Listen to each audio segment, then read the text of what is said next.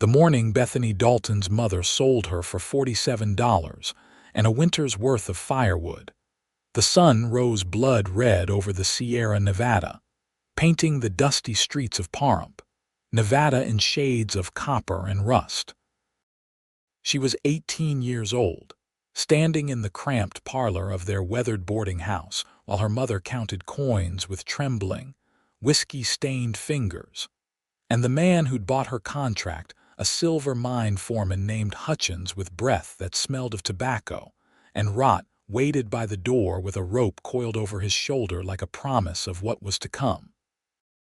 Her younger brother Samuel clutched at her skirt, 9 years old and crying, while her father sat slumped in his chair by the cold fireplace, too drunk or too broken to even lift his head.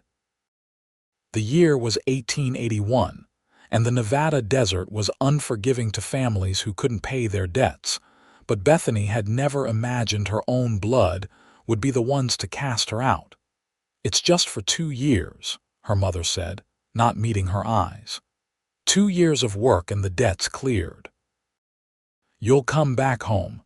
Bethany wanted to spit at her feet. She wanted to scream that home was supposed to be sacred, that mothers were supposed to protect their daughters, not trade them like livestock to cruel men who ran work camps where girls disappeared into the desert and were never heard from again. But she saw the desperation in her mother's hollow cheeks, the way her hands shook, and beneath the rage was something worse, a terrible, aching grief that felt like drowning. "Don't let them forget me," she whispered to Samuel, pulling him close one last time. "Don't you forget me either." Then Hutchins grabbed her arm hard enough to bruise, and she was dragged out into the rising heat of a Nevada morning, leaving behind the only family she'd ever known. The mining camp was 3 days' ride northeast, up into the rocky hills where the earth had been torn open in search of silver, and the air tasted like metal and despair. 27 women worked there, some sold like Bethany, others fleeing worse situations, all of them bound by contracts they couldn't read and debts that seemed to multiply like ravens circling carrion. They cooked for the miners, washed their clothes in water so alkaline it cracked their hands bloody, hauled rocks from the tunnels when the men needed extra hands. The food was thin gruel and stale bread. The sleeping quarters were canvas tents that froze at night and baked during the day. The foreman took his cut of their earnings, and the company store charged triple for everything, ensuring none of them would ever work their way free. Bethany learned quickly to keep her head down and her mouth shut. She learned which miners to avoid, which paths through the camp were safest after dark, how to hide the small bits of food she could steal to keep her strength up. She learned that her mother's promise of 2 years was a lie, the contract she'd thumbed her mark on, illiterate as she was, bound her for 5 years with extensions for any infraction. She learned that hope was a dangerous thing in a place like this. But she also learned she was stronger than she'd ever imagined. 6 months into her servitude, a new hand arrived at the camp. He wasn't a miner but a horse trader, brought in to deal with the company's aging stock and source fresh mounts for the supply runs. His name was Thomas Langford, and the first time Bethany saw him, he was standing in the corral with a wild-eyed Mustang, speaking to it in low, steady tones that seemed to gentle the very air around them. He was perhaps 24, tall and lean with sun-darkened skin and dark hair that curled at his collar. He wore the practical clothes of someone who lived in the saddle-worn leather vest, faded blue shirt, chaps scarred from 1,000 miles of riding. But it was his eyes that caught her attention, gray as storm clouds, and when he looked at her across the dusty yard, she saw something she hadn't seen in months, recognition of her humanity. "You all right, miss?" he called out, and she realized she'd been standing frozen, staring. She ducked her head and hurried on her way, heart pounding for reasons she didn't want to examine. Men were dangerous here, Trust was a currency she couldn't afford, but Thomas Langford wasn't like the others. Over the following weeks, as he worked with the horses and negotiated with the company men, Bethany noticed things about him. He treated the animals with gentle respect, never raising his voice or his hand. He nodded politely to the women workers, actually stepping aside to let them pass instead of expecting them to scatter like dogs. He ate his meals apart from the miners, seeming to prefer solitude to their rough company. And several times, she caught him watching her with an expression that wasn't hunger or cruelty, but something closer to concern. It was dangerous, this noticing. It made her remember she was more than a pair of hands to scrub laundry and haul water. It made her remember the girl she'd been before her mother sold her, the one who dreamed of marrying for love and raising children in a home filled with laughter instead of desperation. The first time they spoke, really spoke, was on an October evening when the desert air had finally cooled and the sky was bleeding purple and gold above the mountains. Bethany had snuck away from the camp to a small spring she'd discovered, a tiny oasis hidden among the rocks where she could wash properly and pretend for a few moments she was free. She'd just finished rinsing her hair when she heard footsteps and spun around, heart in her throat, expecting Hutchins or one of his cronies. Instead, Thomas stood at the edge of the clearing, hands raised in apology. "Didn't mean to startle you. I was checking the water source for the horses and didn't realize anyone was here." She grabbed her shawl and wrapped it around herself, suddenly aware of how thin her dress had become, how the fabric clung to her damp skin. "I should go. I shouldn't be away from camp. Wait." He said it softly, but something in his tone made her pause. "You're one of the contract workers, aren't you? The ones Hutchins brought in," she nodded warily. "What's it to you? I've been to a lot of camps like this, seen a lot of things that aren't right." He took a careful step closer, the way he might approach a skittish horse. "How long's your contract?" 5 years, but it'll be longer. They add time for anything being sick, breaking a dish, looking at someone wrong." The bitterness in her voice surprised her. She'd been holding it in so long, staying silent and obedient, that speaking the truth felt like cracking open a dam. Thomas's jaw tightened. "That's not legal. Labor contracts can't be extended without just cause and arbitration." She laughed, a harsh sound. "You think the law matters out here? You think anyone cares what happens to girls like me?" He was quiet for a long moment, and in the fading light his eyes looked almost silver. "I care." The words hung between them, simple and devastating. Bethany felt something crack in her chest, some protective wall she'd built to survive this place. "Why? You don't know me." "Maybe not, but I know wrong when I see it, and this whole operation is rotten to the core." He glanced back toward the camp, then met her eyes again.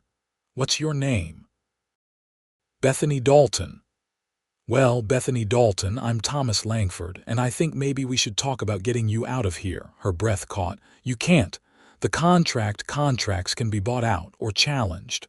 Or—" He hesitated, then said carefully, "Sometimes people just disappear into the desert, and in a camp this disorganized, it takes days before anyone notices." Hope was a dangerous thing, but it flooded through her anyway, dizzying and bright. "If I run and they catch me, they'll add 10 years to my contract, or worse. Then we make sure they don't catch you." Thomas moved closer, and she could see the determination in his face. "I'll be here another 3 weeks finishing the horse deal. That gives us time to plan. Get you supplies, a mount, a destination. I've got friends in California who run a ranch they'd hire you on, no questions asked, and help you get proper papers." "Why would you do this for me?" she whispered. "What do you want in return?" Something flickered across his expression, hurt, maybe, or understanding of why she'd ask that question. "Nothing. I don't want anything from you except to know you got away from this place." He took a breath. My sister. She was in a situation like this once, down in Arizona. I got there too late to help her. She died in a camp not much different from this one, so maybe I'm doing this for her as much as for you. Tears burned in Bethany's eyes, the first she'd allowed herself since arriving. I'm sorry. Me too. He stepped back, giving her space. Think about it. But if you want help, meet me here tomorrow night after the evening meal. We'll start making plans. He left her there in the gathering darkness, and Bethany stood by the spring with her heart pounding and her mind racing. It was probably a trap. It was probably a lie. But it was also the first real chance she'd had at freedom. And she knew, bone deep and certain, that she couldn't let it pass by. The next 3 weeks became a careful dance of secret meetings and whispered plans.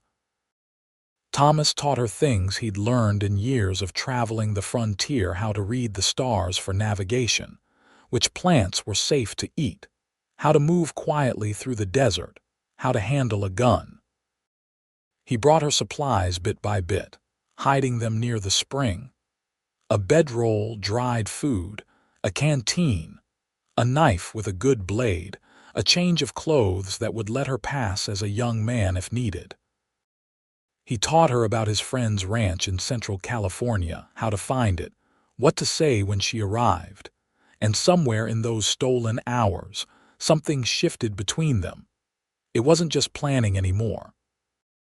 It was the way he looked at her when she laughed at one of his stories about difficult horses. It was the way her breath caught when his hand accidentally brushed hers while showing her how to load a revolver. It was the long silences that felt comfortable instead of awkward, and the way they both started finding excuses to make their meetings last a little longer. "Tell me about before," Thomas said one night, as they sat by the spring under a canopy of stars so bright they seemed close enough to touch. "Before your family, before you came here." Bethany drew her knees up to her chest, remembering. "There's not much to tell. We were poor, always struggling. My father started drinking after he lost his job at the lumber mill. My mother tried to hold things together, but the debts kept piling up. I helped where I could in sewing, worked at the general store, but it was never enough." She paused, the old pain still fresh. "I knew things were bad, but I never thought she'd do what she did." "It wasn't your fault," Thomas said firmly. "What happened to you, that's on them, not you. I know. At least I'm trying to know it." She looked at him, this man who'd appeared in her life like an answer to prayers she'd stopped praying. "What about you? How'd you end up trading horses and rescuing contract workers?" He smiled slightly. "The horse trading came natural. Grew up on a ranch in southern Colorado, learned everything about horses from my father before he died. The rest." He was quiet for a moment. "After what happened to my sister, I couldn't just go back to normal life. Couldn't pretend the world wasn't full of people being hurt while everyone else looked away. So I started paying attention, helping where I could. It doesn't make up for what I lost, but it makes the loss mean something." Bethany reached out and took his hand, a gesture that felt both bold and natural. His fingers closed around hers, warm and strong. "She'd be proud of you." "I hope so." He looked at their joined hands, then up at her face, and the expression in his eyes made her heart stutter. "Bethany, I need to tell you something.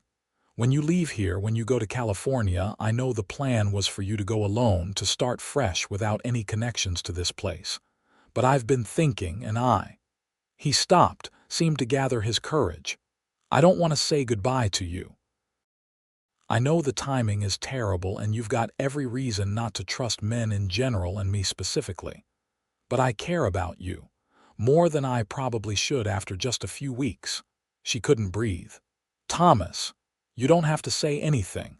I just needed you to know. Whatever you decide, I'll help you get free. But if you wanted, if you thought maybe you could."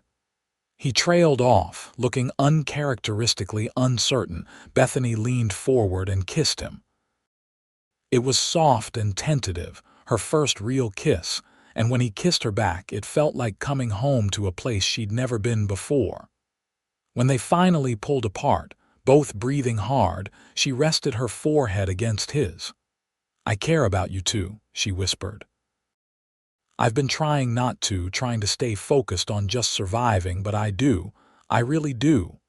He cupped her face in his hands, gentle as he was with his horses. "Then come with me. Not to my friend's ranch, but with me. We'll figure out the rest together." "What about my family?" The words came out before she could stop them, and she hated that she still cared. "My little brother Samuel, he's just a child. And even after what they did, I can't stop thinking about them."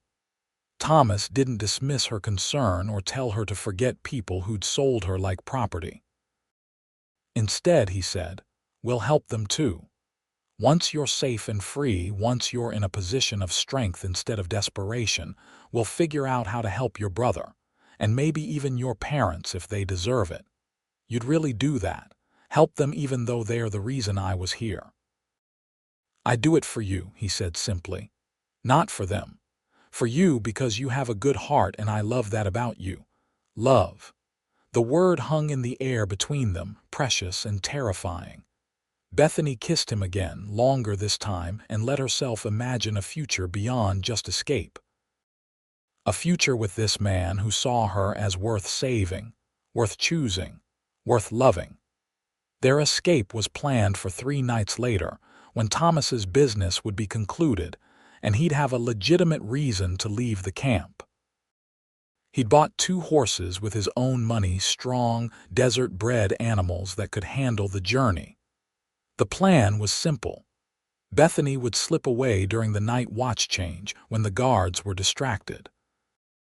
She'd meet Thomas at a spot 2 miles north of camp, and they'd ride hard for the California border. By the time anyone noticed she was gone, they'd have too much of a head start to catch. But nothing in Bethany's life had ever gone according to plan. The day before their scheduled escape, Hutchins called her into his office. It was a sweltering afternoon, the kind where the sun beat down like a hammer and the air shimmered with heat. Bethany's stomach churned with dread as she stood before his desk, trying to keep her face neutral. "You've been sneaking off," Hutchins said without preamble. His eyes were hard as flint. "The guards have seen you heading out toward the spring after dark. You meeting someone?" Her mouth went dry. "No, sir, I just go there to bathe. It's more private than the camp." "That's so." He leaned back in his chair, studying her. "Funny thing is, that horse trader fellow also seems to have business out that way most evenings. You wouldn't know anything about that, would you?" Terror shot through her, but she forced herself to meet his eyes. "I've never spoken to him beyond a greeting. I don't know what he does in his free time." Hutchins stood up and walked around the desk, moving too close. "Here's what I think. I think you've been plotting something with Langford. I think you're planning to run."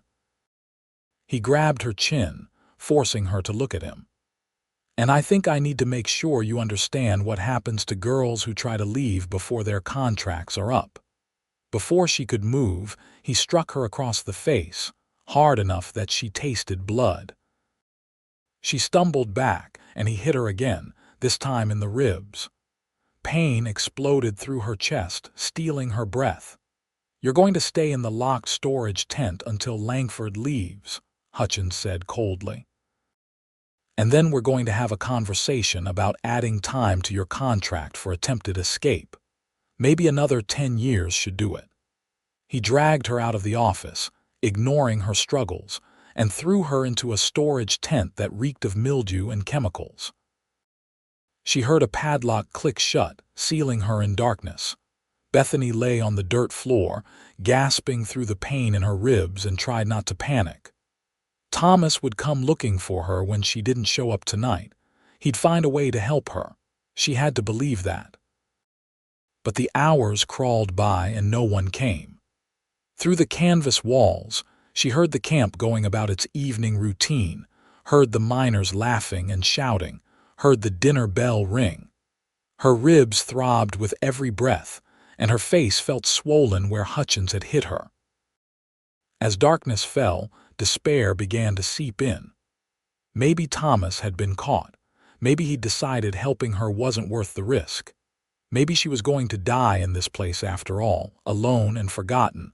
Then, so soft she almost missed it, she heard someone moving outside the tent. A knife sliced through the canvas, and Thomas's face appeared in the gap. "Bethany," he breathed, relief and fury mixing in his voice. "God, what did they do to you?" "Hutchins knows. He locked me in here." She crawled toward the opening he'd made. "You have to go. If they catch you helping me, I'm not leaving without you."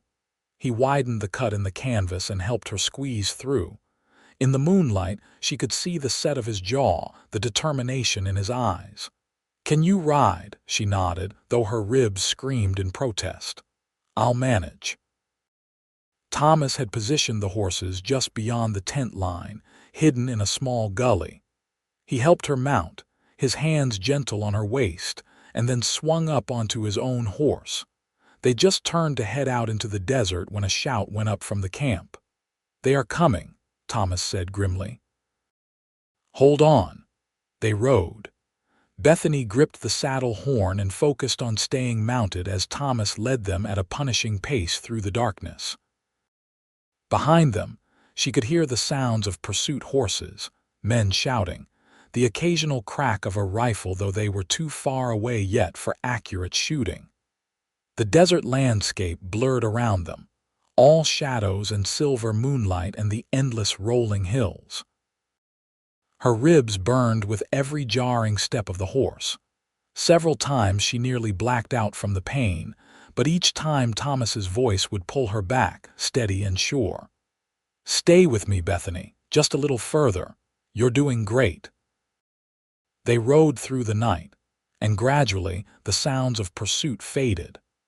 Either Hutchins hadn't been able to organize a proper chase quickly enough, or he'd decided two fugitives weren't worth the extended effort. As dawn began to break over the desert, painting the sky in shades of rose and amber, Thomas finally slowed their pace. "There's a town about 10 miles west," he said, bringing his horse alongside hers. "We can rest there, get you looked at by a doctor." Bethany shook her head, immediately regretting it as pain lanced through her skull. "Too risky. They'll check the nearby towns. You're hurt. I need to keep moving." She straightened in the saddle, forcing strength into her voice even though she wanted to collapse. "I'll be fine. Just get us to California like we planned."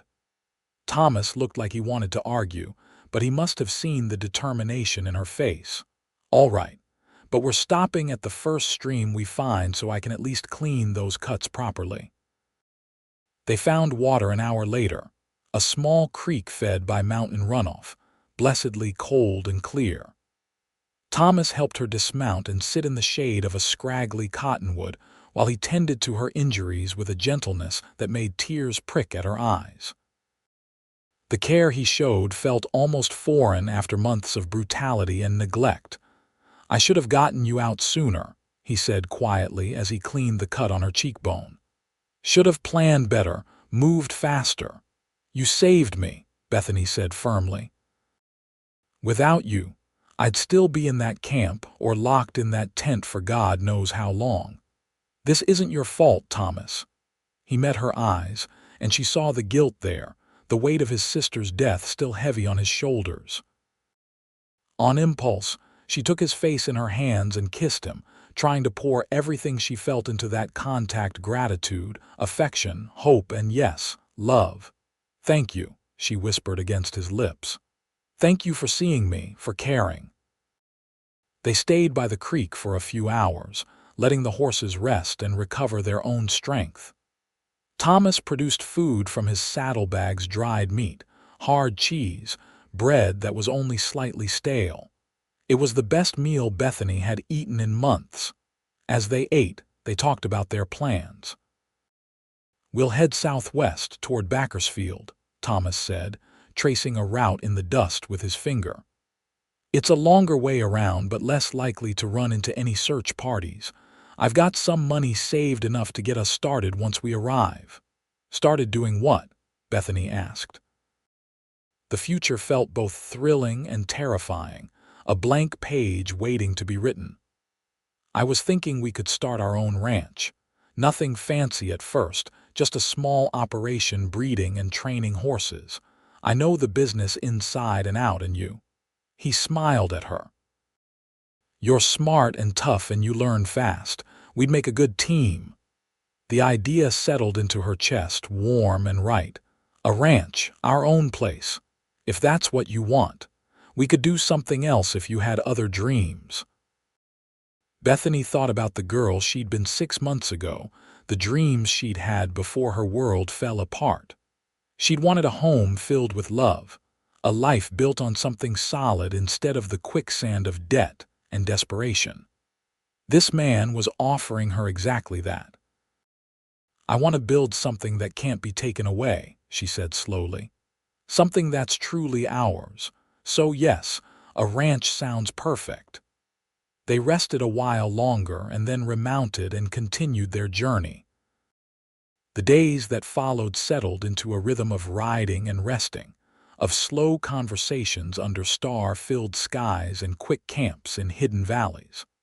Thomas taught her more about horses and the land, about reading weather signs and finding water in the desert. She taught him the songs her grandmother had sung, the old ballads about love and loss and the strength to endure. And somewhere in those days of flight and freedom, Bethany realized she'd fallen completely in love with Thomas Langford. It wasn't the desperate, fevered thing she'd read about in dime novels. It was steadier than that, deeper, a bone-deep certainty that this man was her partner in every sense of the word. He made her laugh with his stories of stubborn horses and foolish cowboys. He listened when she talked about her fears and hopes with an attention that made her feel genuinely heard. He never pushed for more than she was willing to give, but the desire between them was palpable, crackling in the air whenever they touched. On the 5th night, camped in a small canyon with a fire burning low between them, Thomas reached across and took her hand. "Bethany, I need to ask you something." Her heart skipped. "What is it?" "When we get to California, when we're safe and settled." He paused, seeming to choose his words carefully. "I'd like to marry you.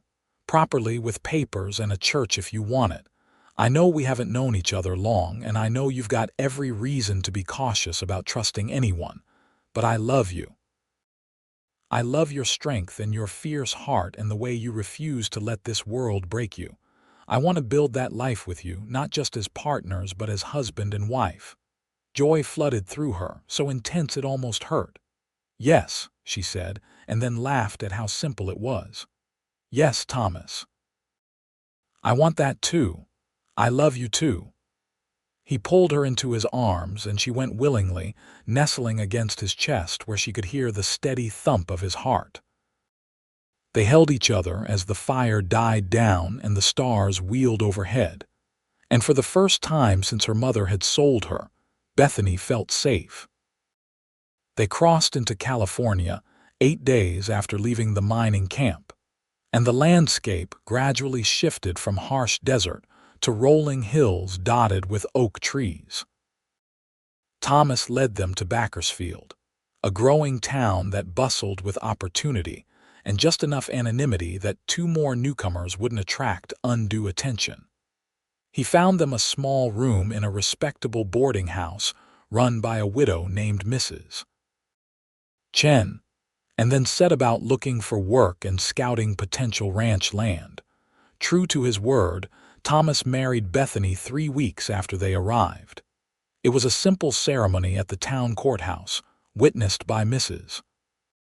Chen and a kindly clerk who seemed pleased to see a young couple starting their life together. Bethany wore a dress Mrs. Chen had helped her alter, simple blue cotton but clean and pretty. Thomas wore his best shirt and looked at her like she was the most beautiful thing he'd ever seen. "I promise to honor you and care for you all my days," he said when it was his turn to speak his vows. I promise to be worthy of your trust and your love. I promise to build this life with you, Bethany replied, her voice steady despite the tears in her eyes. I promise to be your partner in everything. I promise to love you today and always. When the clerk pronounced them married, Thomas kissed her with a tenderness that made her dizzy. She was Bethany Langford now, no longer bound to the family that had failed her or the contract that had enslaved her. She was free, and she was loved, and the future stretched out before her full of possibility. The early months of marriage were filled with hard work and small joys. Thomas found work at a large ranch outside town, training horses and earning good wages that they carefully saved. Bethany took in sewing and laundry to add to their income, and studied everything she could about horse breeding and ranch management from the books Thomas borrowed for her. They lived frugally, every dollar saved bringing them closer to their dream of owning their own land. At night, in their small room, they learned each other in all the ways that mattered. Thomas was patient and gentle, understanding that she'd need time to trust intimacy after everything she'd endured. But as the weeks passed, Bethany found herself opening up to him completely, finding joy in their physical connection that matched the emotional bond they'd forged. He made her feel cherished and desired in ways that healed something deep inside her, and she loved the way he held her afterward, like she was precious and irreplaceable. "Tell me about the ranch you see in your head," she murmured one night, tracing patterns on his chest as they lay tangled together. "What does it look like?" "Rolling hills with good grass," he said, running his fingers through her hair. "A creek running through it for water. Enough flat land for a house and barn and corrals for the horses. I see us with maybe 20 good mares to start and a couple of fine stallions. We'll breed horses that are smart and strong, the kind that ranchers and cowboys will travel for." "I see that too," Bethany said softly. "And I see children, not right away but someday, children who grow up safe and loved and free." Thomas hugged her tighter. "I see that too, everything good we can build together." But even in their happiness, Bethany couldn't completely forget the family she'd left behind. Samuel haunted her dreams, his tear-stained face the last image she'd had before being dragged away. She thought about him growing up in that house of desperation, wondered if he had enough to eat, if her parents had found another way to settle their debts, or if they'd sacrificed something else precious. "I need to find out if my brother is all right," she told Thomas one morning over breakfast. "I know it's risky, and I know they don't deserve my concern, but Samuel was just a child, and none of what happened was his fault." Thomas reached across the table and squeezed her hand. "We'll find a way. Let me ask around, see if I can get word from Pahrump without drawing attention." It took nearly 2 months, but eventually Thomas made contact with a traveling merchant who passed through Pahrump regularly. The news the merchant brought back was grim. The Dalton family had fallen even further into poverty after Bethany's disappearance. The mining company had claimed she'd broken her contract by running and charged the family a steep penalty. Her father had drunk himself to death that winter. Her mother had taken work at a saloon, the kind of work that respectable women didn't talk about. And Samuel, not yet 10 years old, had been sent to work at a lumber mill doing dangerous labor for pennies a day. Bethany wept when she heard it, grieving for her father despite everything, furious at the injustice that seemed determined to destroy her family. Thomas held her through her tears, and when she'd cried herself out, he said quietly, "We can help them. We've got enough saved now. We could bring your brother out here, give him a real home, and your mother too if she wants to come and is willing to change. After everything they did to me." Bethany asked bitterly, "Why should I save them?" "Because you're not them," Thomas said simply. "You're better than what was done to you, and because that little boy deserves a chance just like you did." He was right, and Bethany knew it. Being strong didn't mean being hard. It meant having the courage to extend mercy even when it wasn't deserved, to break the cycles of desperation and cruelty that had trapped her family for generations. "All right," she said, wiping her eyes. "Let's bring Samuel here. We'll give him the childhood he should have had." But getting Samuel wouldn't be simple. He was under contract to the lumber mill, and his mother had signed over his custody to pay off debts. They'd need money to buy out the contract and resources to travel to Pahrump and bring him back. More than that, they'd need to do it carefully to avoid any connection to Bethany's escape from the mining camp. Thomas devised a plan. They'd save every penny for the next 6 months, building up enough money to purchase Samuel's contract and buy the ranch land they'd been eyeing. Then Thomas would travel to Pahrump alone, posing as a rancher looking to hire young workers. He'd negotiate Samuel's release legally and bring the boy back to California without ever mentioning his connection to Bethany. Only once Samuel was safely in their custody would they reveal the truth. Those 6 months tested Bethany's patience like nothing else had. She took on extra work, sewing late into the night until her fingers cramped. Thomas worked dawn to dusk at the ranch, taking on additional jobs breaking difficult horses for extra pay.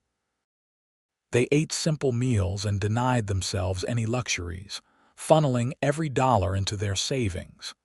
It was hard, exhausting work, but it was work they chose, work that was building toward something beautiful instead of just surviving. And slowly, miraculously, their savings grew. Thomas found a perfect piece of land going for a good price, 40 acres of rolling hills with a creek and good grass, exactly what they'd dreamed of. They purchased it with a handshake deal, promising to pay the remainder over the next 2 years. Thomas spent his free time building a small cabin on the property, enlisting help from the other ranch hands who'd become friends. Bethany sewed curtains and blankets, planted a kitchen garden, slowly transformed their raw land into something that felt like home. By late autumn of 1882, they were ready. They had enough money saved to buy out Samuel's contract with some left over for emergencies. The cabin was finished, small but sturdy, with 2 bedrooms and a good fireplace. Their first horses, purchased with careful planning, were settling into the new corrals.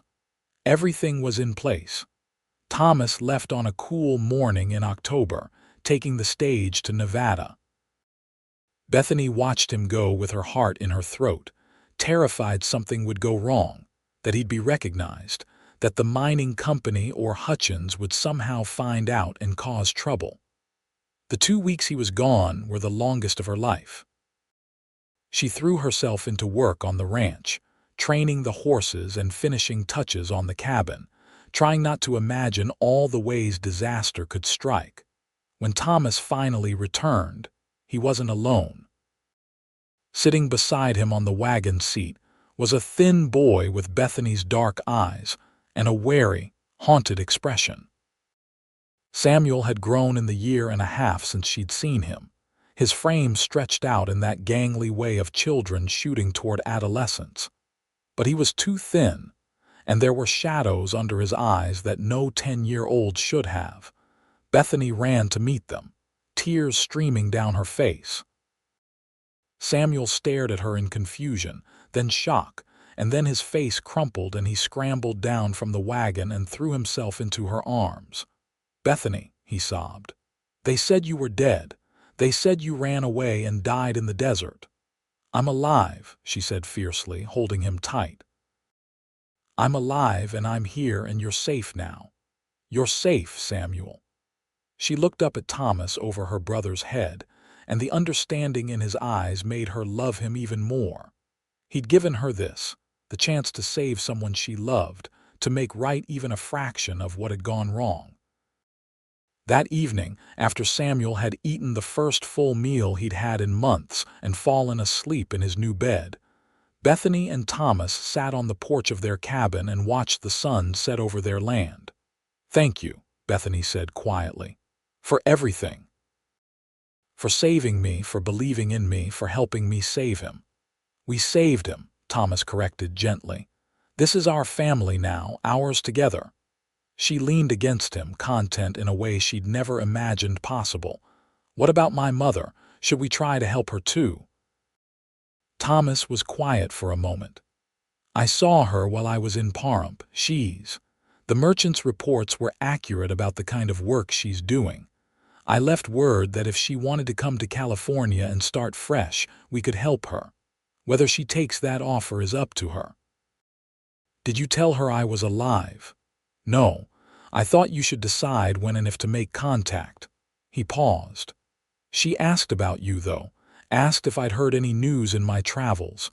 I think she regrets what she did, but regret doesn't undo the damage." Bethany thought about her mother, that woman who'd been so broken by poverty and desperation that she'd sold her own daughter. Part of her wanted to rage, to refuse any forgiveness. But another part, the part that was learning to be merciful, understood that hurt people, and maybe the strongest thing she could do was break that cycle. "If she comes, we'll help her," Bethany said finally. "But she doesn't get to be Samuel's guardian anymore. He stays with us, and she has to prove she's changed before I'll trust her anywhere near him." "That seems fair," Thomas agreed. "You're a good person, Bethany Langford, better than you give yourself credit for."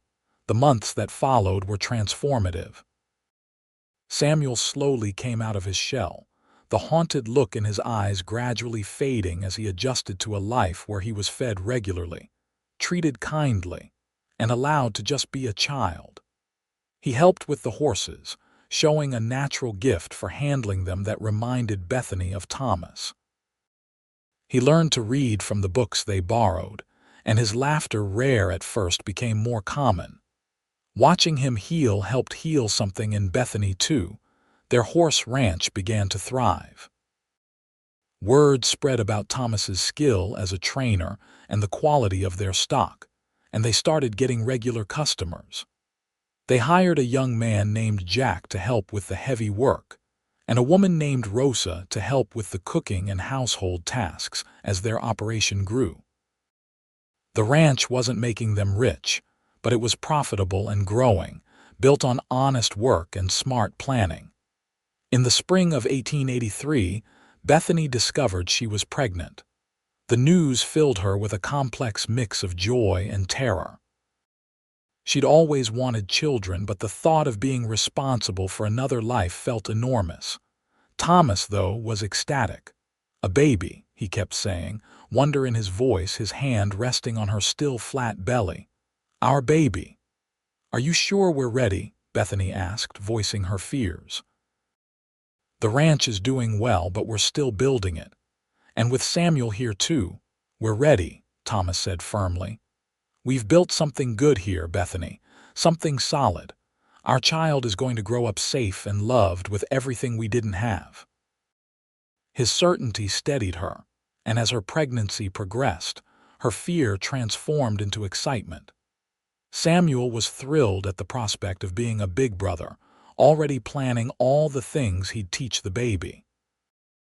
Rosa clucked over Bethany like a mother hen, making sure she rested enough and ate properly.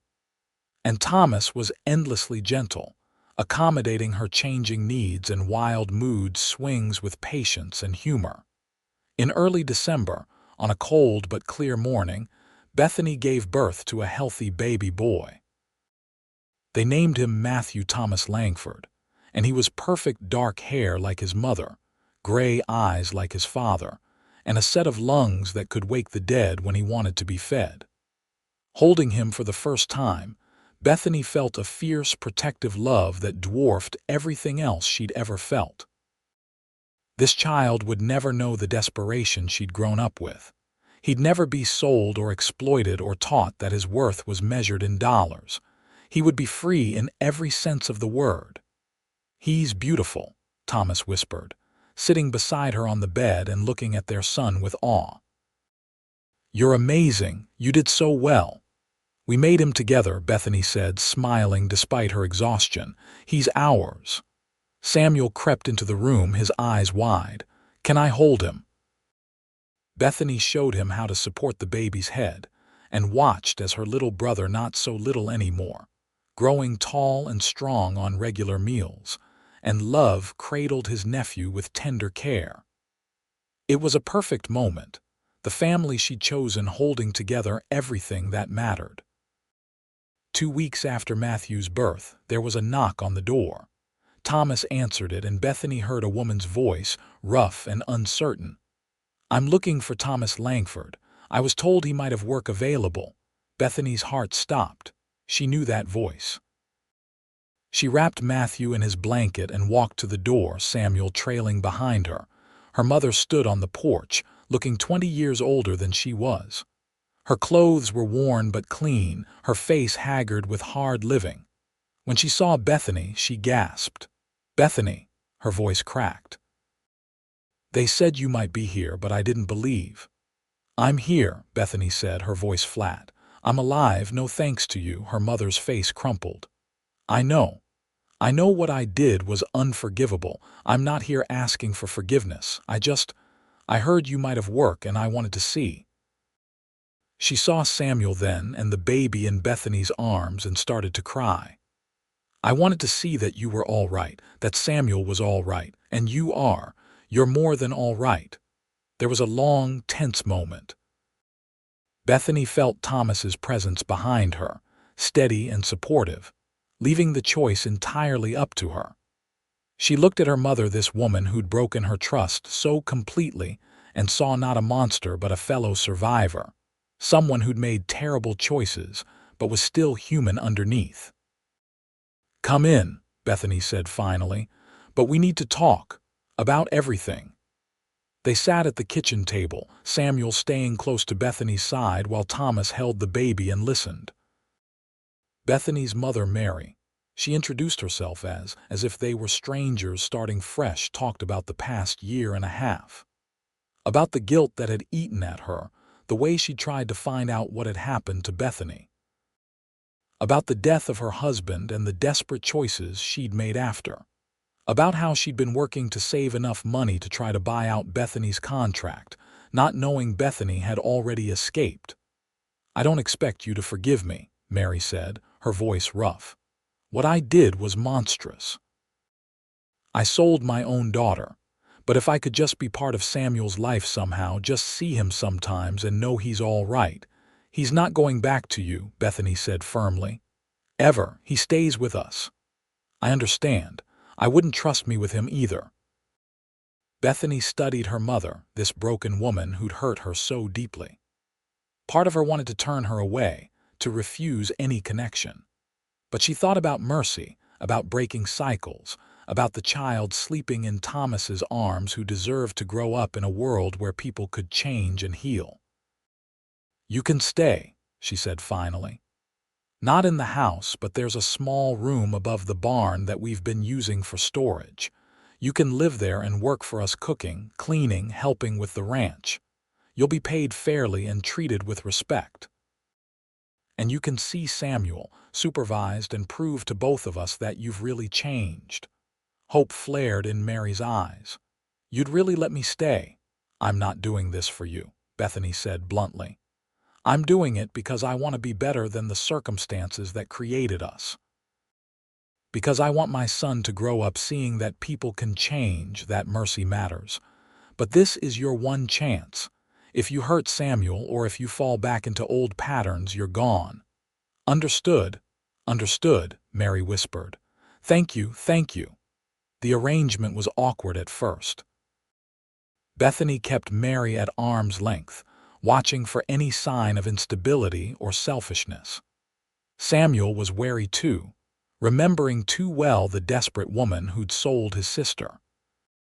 But Mary worked hard and kept her word, taking on the difficult tasks without complaint and slowly proving that her remorse was genuine. She was tentative with Samuel, clearly terrified of pushing too hard and losing this chance. But Bethany saw the way her mother's eyes would tear up watching him laugh and play, seeing him healthy and happy. Over time, something resembling forgiveness began to grow. Bethany would never forget what had happened, would never trust her mother the way she had before. But she could accept that Mary had been broken by circumstances too, and that she was trying to heal. There was a kind of peace in that acceptance, a laying down of anger that had been weighing her down without her fully realizing it. The years flowed by like the creek on their land, steady and life-giving. Their ranch prospered, gaining a reputation for quality horses and fair dealing. They expanded their holdings, buying another 20 acres and building a larger barn. Matthew grew from a baby into a rambunctious toddler, and then a bright, energetic boy. Samuel shot up tall and strong, becoming an invaluable part of the ranch operation and a wonderful uncle to Matthew. Mary found her place in the household, not as Bethany's mother, but as a valued member of the ranch family, earning her redemption through years of consistent care and honest work. In 1885, Bethany gave birth to twins, a girl they named Caroline and another boy they called Daniel. The births were difficult, and for a while the doctor worried about both Bethany and the babies, but all three survived and eventually thrived. Their family grew louder, more chaotic, filled with the beautiful mess of children and animals and hard work. Thomas proved to be a wonderful father, patient and playful, teaching the children about horses and honor and treating people with dignity. "Can you believe this is our life?" Bethany asked Thomas one evening in the summer of 1887. They were sitting on their porch watching the children play in the yard. Matthew, now 4, chasing the twins who toddled after him laughing. Samuel supervising them all with the serious responsibility of a 16-year-old who knew he was trusted. "Sometimes I think about where I was 6 years ago, and it feels like a different person's life." "You're still the same strong woman I met at that mining camp," Thomas said, pulling her close. "You just get to be strong in better circumstances now." "No," Bethany corrected gently. "I'm strong because of the circumstances, because of what I survived, because of what you helped me become. I'm not grateful for what happened to me, but I'm grateful for who I became because of it." Thomas kissed her temple. "I'm just grateful for you, every single day." They watched their children play, and Bethany thought about the journey that had brought her here. She'd been sold by her mother, enslaved in a mining camp, beaten and nearly broken. But she'd survived. She'd escaped. She'd built a life of dignity and love and purpose. And in the end, she'd even found the strength to rescue the family who'd failed her, not because they deserved it, but because mercy was stronger than vengeance. In 1889, Samuel met a young woman named Grace who worked at the general store in town. She was pretty and smart and kind, and Samuel fell hard for her. When he asked Bethany and Thomas for permission to court her seriously, looking nervous as a colt in a storm, they both hugged him and said yes. Watching her brother find love reminded Bethany of her own courtship, those stolen meetings by the spring, and the way Thomas had seen her as worth saving. The wedding was held at the ranch the following spring, a joyful celebration that brought together all the people who'd become family over the years. Samuel was 19 now, tall and confident, bearing no resemblance to the frightened boy Thomas had brought from Pahrump. Grace was 18, glowing with happiness as she promised to build a life with him. Bethany cried during the ceremony, overwhelmed with pride and joy.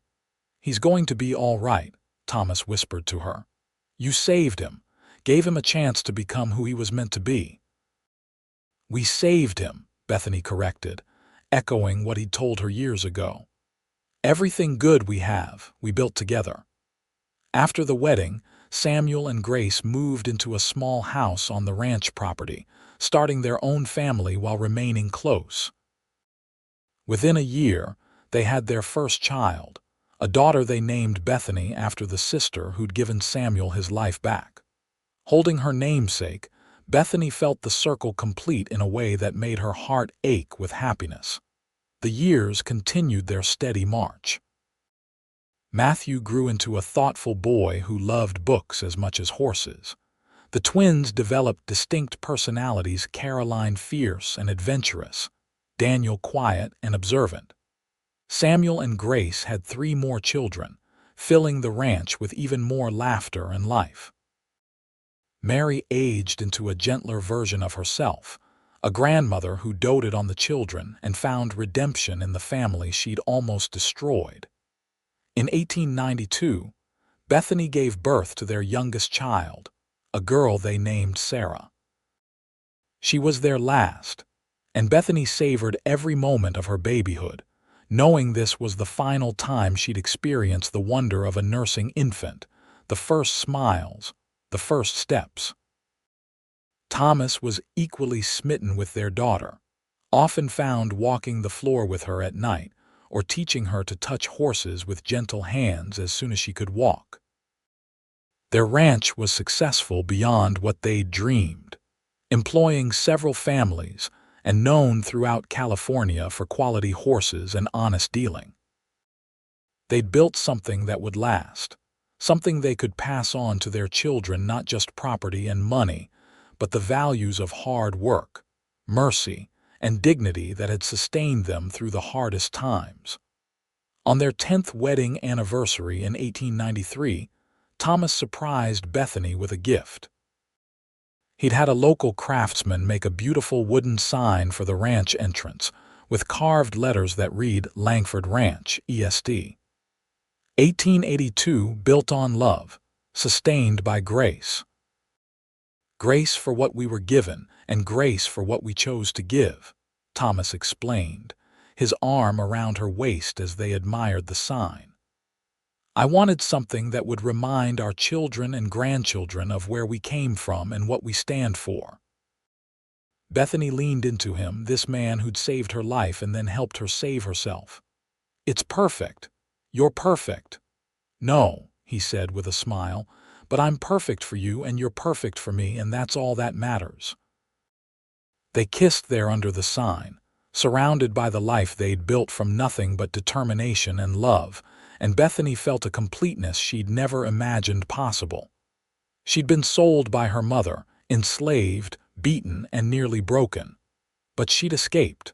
She'd grown strong. And in the end, she'd rescued not just herself but the family who'd failed her, offering them the grace she'd been given. Years later, when Bethany was in her 50s and her dark hair had started to silver, she sat on the porch of their ranch house with her granddaughter, Samuel's youngest, and told her the story. Not all of it, not the darkest parts, but enough for the girl to understand that strength came from surviving, that mercy was a choice, and that love was the force that transformed everything. Was it hard to forgive your mother? The girl asked, wise beyond her years. Bethany considered the question. Mary had passed away peacefully 2 years ago, reconciled with her children and surrounded by grandchildren who'd never known the desperate woman who'd made such terrible choices. It was the hardest thing I ever did, she said honestly. Harder than escaping that mining camp, harder than starting over with nothing. But it was also the most important thing. Because holding on to anger was like carrying a stone. It just weighed me down without hurting the person I was angry at. Letting it go didn't excuse what she did. It just freed me to live fully. And you fell in love with Grandpa Thomas while you were escaping. The girl had heard this part of the story many times but never tired of it. Bethany smiled, looking across the yard where Thomas was teaching their youngest grandson to saddle a horse. He was 60 now, his dark hair gone gray, his face weathered by years under the sun. But to her, he was still the man who'd stood by that corral and seen her as human when no one else did.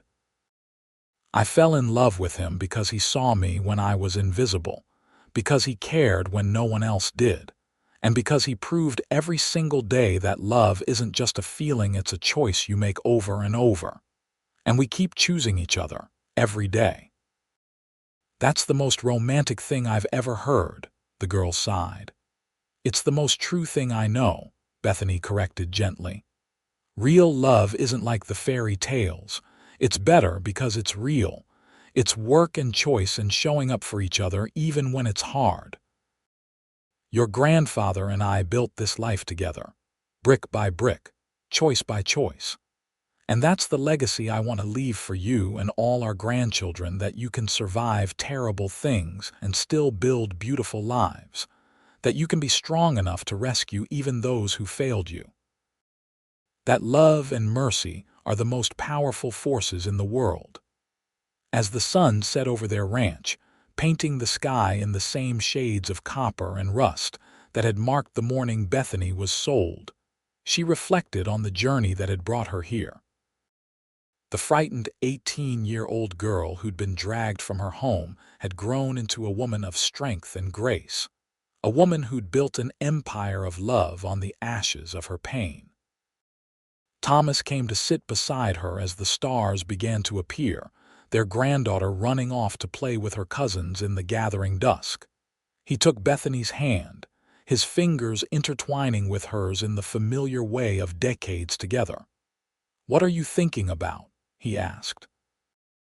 "Everything," she said softly. "How far we've come, how much we've built, how grateful I am that you found me when you did." "I'm the grateful one," Thomas countered. "You gave me purpose, Bethany.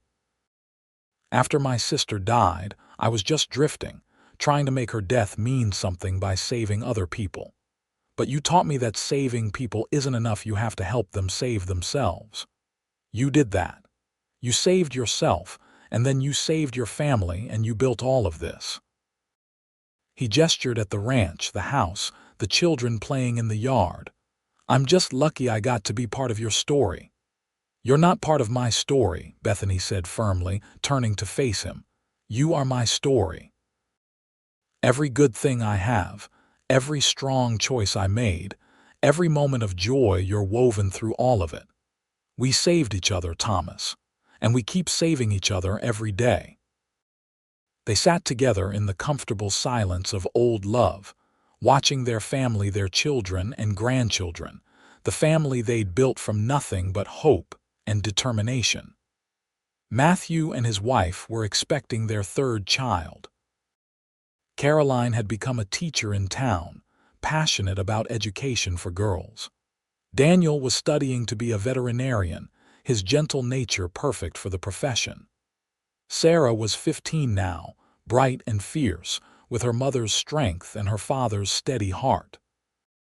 Samuel's children were all thriving, building their own lives but staying close to the ranch that was the center of their family. And Mary, though gone now, had spent her final years as part of this family, redeemed by years of service and love, reconciled with the children she'd failed. She died holding Bethany's hand, whispering one last thank you for the grace she'd been given.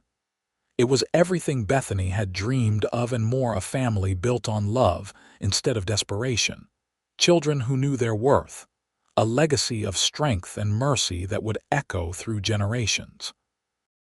She'd been sold by her mother, enslaved, beaten, and nearly broken. But she'd survived. She'd escaped. She'd grown strong enough to rescue not just herself but the family who'd failed her. And in the process, she'd built a life more beautiful than any fairy tale.